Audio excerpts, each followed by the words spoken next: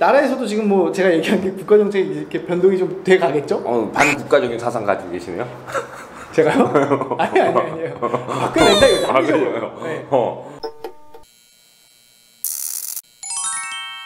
꼬마! 안녕하세요. 꿀파는 남자입니다. 네, 안녕하세요. 챔판입니다. 네, 화장님. 네. 요즘에 경제가 좀 심상치 않아요. 모르겠습니다. 그죠? 네. 오늘 저희가 준비한 주제는 뭘까요? 오늘 이제 뭐 여러 가지 좀 얘기해봐야겠지만 첫 번째로 네. 이제 연금 한번 얘기를 해봐야 될 것 같습니다. 그쵸. 젊은 사람들이 진짜 연금에 대해서 약간 회의적이다. 예. 왜 이런 풍토가 예. 형성이 되는지도 모르겠고. 그 다음 왜 사람들이 연금보험을 가입하지 않을까? 네네. 어떻게 좀 생각해요? 직관적으로. 일단은 그냥 그런 거죠. 이제 MZ세대. 네네네. 네. MZ세대 같은 경우에는 네. 월급에서 이제 고정적으로 그냥 연금이 이제 빠져나간단 말이죠. 국민연금. 예. 세 제하고 네. 세후로 나오는데 네. 이게 내가 나중에 받을 수 있을까 이게 가장 큰 고민이다 이거죠. 그쵸. 네. 그것도 그렇고 개인연금도 가입을 많이 안 한단 말이에요. 개인연금이요? 그쵸. 뭐 그냥 당장 먹고 살기 힘들다 이거죠. 그쵸. 네. 그러니까 저는 항상 아이라는 게 4대 보험 안 되는 직장은 엄청나게 싫어하잖아요. 네네. 근데 4대 보험의 가장 큰 비중을 차지하는 게 국민연금인데 네. 그 국민연금을 엄청 좋아하면서 개인연금 별로 안 좋아해. 근데 또 그 한편으로 그 나라연금 막 해. 네. 국민연금 못 받는다고. 못 받는다. 네. 참 아이러니한 좀 이런 세트인데 도대체 저는 이게 왜 이런 기조가 생겼을까 좀 궁금한 거예요.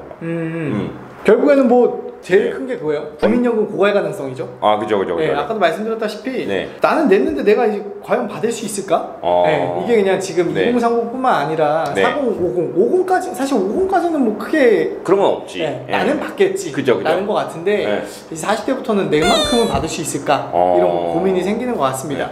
좀 구조가 좀 정확하게 어떻게 되어 있다고 말씀하셨죠? 국민연금 같은 경우가 네. 제가 뭐 그냥 데이터로 보면은 결국에 이제 국민연금 보험료율이 네. 그 9%거든요. 월급 세 전에 9%. 네네. 월급 받으면은 네. 거기서 이제 본인이 4.5%, 네. 그다음에 이제 회사가 4.5% 해가지고 네. 9%가 형성이 되잖아요. 네네네. 네. 그러면 근데 이게 문제가 뭐냐면 24년째 지금 변동이 없어요. 물가는 엄청나게 올랐는데. 그렇죠. 네. 24년. 네. 물가는 계속 오르는데 그러니까 연금 그 보험료율 자체는 안 오르다 보니까 네. 결국에는 이제 지금 얘기가 나오는 게 최근에 막 OECD에서 한국 국민연금 손봐야 된다 얘기 나오잖아요. 그쵸. 예. 근데 왜 손을 못 대잖아요, 솔직히. 왜냐면 손을 대버려가지고 공무원 연금 수준을 확 끌어올려버리면 네. 공무원 연금은 보통 이제 그 2배 정도 생각한단 말이죠. 그러니까 개인 부담금이 9%, 국가기여금이 이제 9% 해가지고 18% 정도가 되는데 네. 그 직영연금 다 그 종류마다 다르겠지만 근데 그 정도를 못 끌어올리는 그 정도를 끌어올려버리면은 사실 그 살림살이가 너무 퍽퍽해지는 거잖아요. 근데 네네네. 살림살이 빡빡해지더라도 네네네. 그럼 나중에 뭐 크게 줄 거예요? 그니까요. 그래서 네. 지금 결국에 이런 공적연금, 국민연금 네. 관련해가지고 얘기 나오는 게 제가 크게 보니까 세 가지인 것 같아요. 첫 번째는 네. 국민연금 보험료율 좀 합리적인 수준으로 인상해라. 그렇죠. 변동이 없으니까. 네. 그 두 번째는 뭐냐면 원래는 지금 이제 60세 이후에는 보험료 납부 안 하잖아요. 맞아요. 그리고 뭐 지금 65세 때 받으시죠? 그죠. 네, 연장하려면 하시는데 추후 납부 제도를 활용하지 않는 이상은 납부를 하지 않죠. 네, 이것도 이제 의무 가입 연령 상향한다 이거죠. 그쵸. 연금 좀 그러니까 더 내고 네. 나중에 더 받아라. 그쵸. 네. 한 수급 연령도 조정해야 된다고 봐요. 그래요? 네. 그리고 이거 공적연금. 네. 요새 이제 공무원들 그런 얘기 많이 해요. 뭐요? 퇴사 마렵다고. 네. 지금 이제 연금 경력이 계속 나오잖아요. 그쵸. 사실 뉴스 기사에만 찾아보더라도 공무원 경쟁률 자체가 엄청 떨어졌다고 해요. 그죠. 이런 요인들을 저희가 또 이렇게 너무 언론적인 얘기하면 재미없으니까. 그죠. 그냥 편하게 얘기해서 그거예요. 네. 저출산 고령화가 이제 점점 심해져요. 네. 나중에 보면은 네. 경제활동 인구 4명이 노인 하나의 맥을 살려야 된대요. 그쵸. 그럼 뭐 어떻게 그냥 우리 받을 건 줄어들고, 네. 그럼 세금 점점 더 많아질 거란 말이에요. 그쵸. 연금 못 받겠다라는 얘기가 나오고. 그래서 보면은 이거 네. 나라에서도 지금 뭐 제가 얘기한 게 국가 정책이 이렇게 변동이 좀 돼 가겠죠? 반국가적인 사상 가지고 계시네요? 제가요? 아니에요. 바꿔낸다 이거 장기적으로. 그래요? 네. 그래야지 우리가 좀 이렇게 네. 미래를 보고 계속해서 갈 수 있으니까. 네. 그래서 한번 그래서 이제 결론은 이거야. 네. 그러면 도대체 기초연금에 대해서 우리가 살펴봤는데 예. 추가적인 연금이 이제 퇴직연금과 개인연금이 있지 않습니까? 그렇죠. 이걸 왜 가입해야 되냐 이거죠. 우리가 이제 뭐 이건 전반적인 기조는 우리가 네. 진부한 얘기 많이 했고 네. 왜 지금 연금 가입을 가입해야 되냐? 안 하면 왜 망하느냐라는 거예요. 국가의 어떤 정책이나 흐름, 우리가 정치에 관심을 많이 가져야 되는 이유 중에 하나인데 사실 국가에서는 결국에 우리나라 그 포털 사이트에다가 국가부채를 쳐보면 알겠지만 사실 국민연금 되게 중요하죠. 네. 국민의 이제 노후와 안정적인 사망 여명에 대한 그런 삶이 걸려 있는 거니까. 근데 우리나라에 그거 말고 도시대가 너무 많아요. 네. 국방 예산도 엄청 늘려야 되고. 우리나라가 지금 12위예요. 네, 사실 엄청 밀려났단 말이야. 원래 한 7, 8위까지 갔었어야 되는데. 네. 아닌가?